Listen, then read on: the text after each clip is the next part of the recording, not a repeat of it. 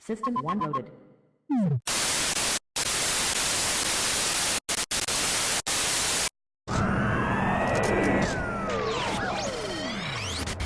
Music matters. Hello to all you amazing GEEKisH followers out there.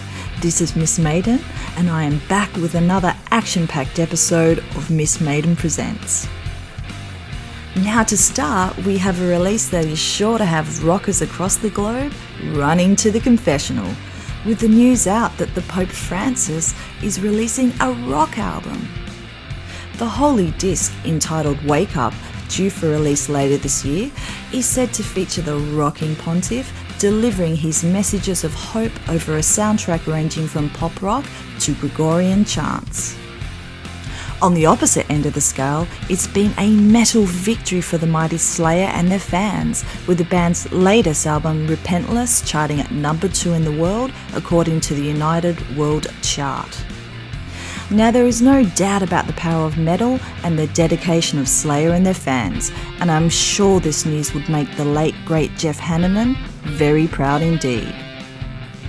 And speaking of artists ripping it up on the charts, the news is out that Weird Al Yankovic will grace our shores next year after the success of his album Mandatory Fun, which went to number 1 on the Billboard 200 after its release in July last year.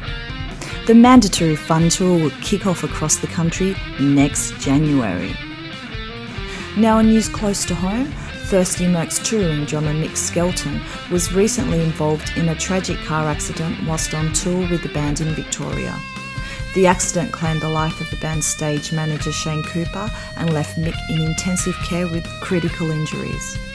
Now, the good news is that Mick is now on his way to recovery, much to the relief of his family, friends and fans. Next, it has been announced that one of Sydney's favourite small venues, Good God Small Club, is up for sale. Good God Small Club, known for its unique vibe, late night parties and famous DJ sets, will continue to function as normal throughout the transition period. Now, it's never been a better time to give peace a chance, which is exactly what Yoko Ono did when she attempted to break the world record for the biggest human peace sign to mark John Lennon's 75th birthday.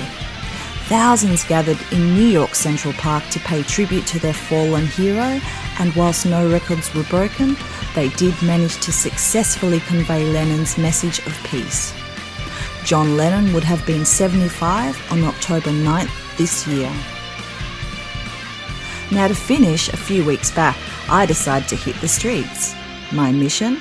To find out who are some of the guitar greats that rock this world. First up, we have Eric from Bronte, who said that Jeff Beck was the man. Kaz from Chatswood said Steve Vai totally rocks her world. Stim from Newtown can't go past the sonic soundscapes of Dinosaur Jr.'s AJ Mascis. Jeff from Eastwood just can't get enough of Johnny Marr, the master of sound. Denise from the Central Coast says that hands down Stevie Ray Vaughan is the king of guitar. Jack from Bondi said that John Frusciante was his all-time favourite funky axeman. Rob, also from Bondi, thinks that the legendary Steve Howe is in a league of his own. Whilst I have decided to go with the mighty Terry Kath from Chicago. Kath was a truly gifted musician who was larger than life in both his presence and his sound. Kath possessed a huge soulful voice and was one of the greatest and most underrated rock and roll guitar players that I have ever seen. So that's it for another episode of Miss Maiden Presents, and I'd like to send a big thank you to everybody who took the time to let us know about their favourite guitar heroes. Now, as always, the boys from the GEEKisH team have been working hard to give to you the very best from the world of geek. So please support their awesome work by checking out our GEEKisH Facebook page, website and YouTube channel. So until next time, may the force of music be with you.